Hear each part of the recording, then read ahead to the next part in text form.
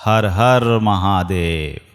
त्रिलोक के स्वामी महाकाल, जिनका कोई आदि नहीं, कोई अंत नहीं, जिन्होंने संसार को चलाना भी सिखाया और संसार से विरक्त होना भी, जिन्हें देवता भी नमन करते हैं और असुर भी भय खाते हैं।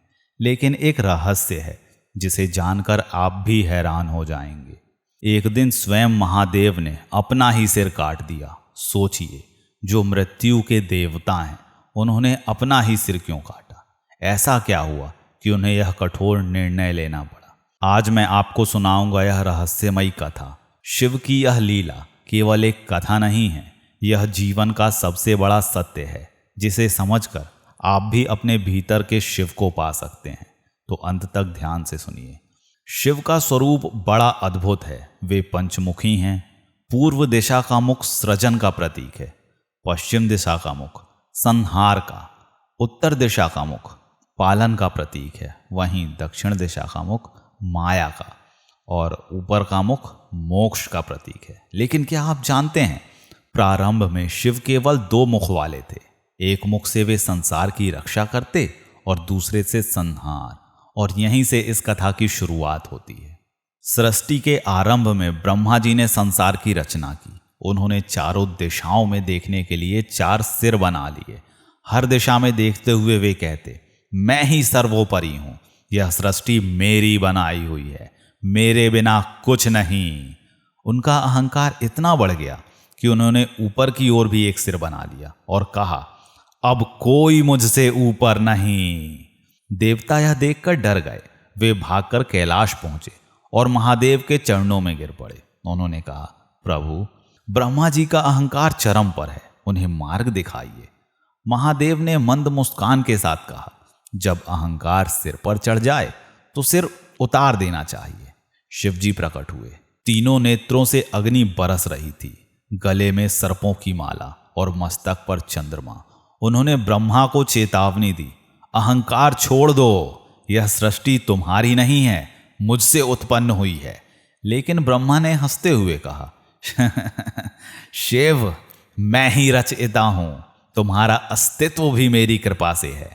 इतना सुनते ही शिवजी का तीसरा नेत्र चमक उठा। उन्होंने अपने नख से ब्रह्मा के ऊपर वाले सिर को काट डाला। तभी से ब्रह्मा जी 4 मुखी कहलाए। देवताओं ने पुष्प की वर्षा की। अहंकार का नाश हो चुका था, लेकिन महादेव के मन में शांति नहीं थी। शिव ने सोचा, मैंने ब्रह्मा जी का सिर काटकर नियम तोड़ा है, यह तो अपराध है। तब उन्होंने ब्रह्मा जी के कटे हुए सिर को हाथ में धारण कर लिया और भिक्षाटन पर निकल पड़े। नगर नगर घूमे, गांव गांव की भिक्षा मांगी। सिर उनके हाथ में चिपका रहा। यह सिर उन्हें याद दिलाता रहा कि जब तक अहंकार भीतर जीवित है, तब तक मुक्ति नहीं। देवता भी अचंभित थे। शिव के इस रूप को कपाल मालधारी कहा गया। उन्होंने भिक्षाटन के माध्यम से संसार को एक गहरा संदेश दिया, कभी किसी का सिर काटो तो अपने भीतर का सिर भी काटना पड़ेगा। कई युग बीत गए, शिव अब भी भिक्षाटन कर रहे थे। एक दिन उन्हें यह बोध हुआ कि जब तक मेरे भीतर भी अहंकार जीवित है, तब तक मेरे दूसरे मुख से भी अभिमान बोलता है, तब तक यह कपाल कभी मुझसे अलग नहीं होगा। उन्होंने ध्यान लगाया, अपने भीतर झांका, अपने ही दूसरे मुख का सिर उन्होंने उतार फेंका और तभी ब्रह्मा जी का सिर उनके हाथ से गिरकर धरती पर गिर गया। उन्होंने स्वयं के अहंकार का नाश कर दिया और सिद्ध कर दिया कि जो अपने ही भीतर के राक्षस को मार दे, वही शिव बन सकता है। दोस्तों, यह कथा केवल शिव की नहीं, हमारी भी है।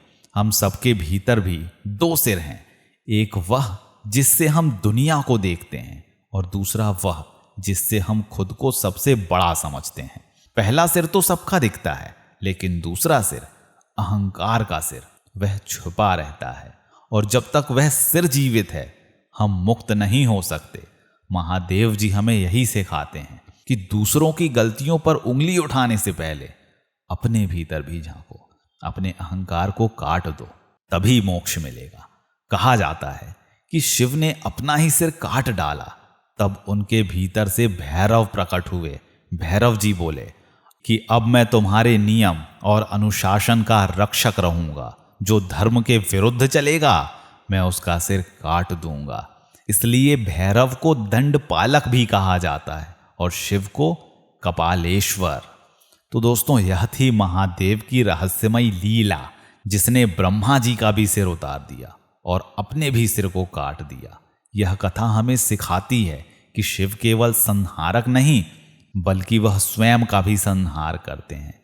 हम महादेव से यही प्रार्थना करते हैं कि हे नीलकंठ, हमारे भीतर के अहंकार का भी सिर काट दीजिए, हमें भी अपने भीतर के शिव का दर्शन दीजिए, हमें भी मुक्त कीजिए। हर हर महादेव, हर हर महादेव।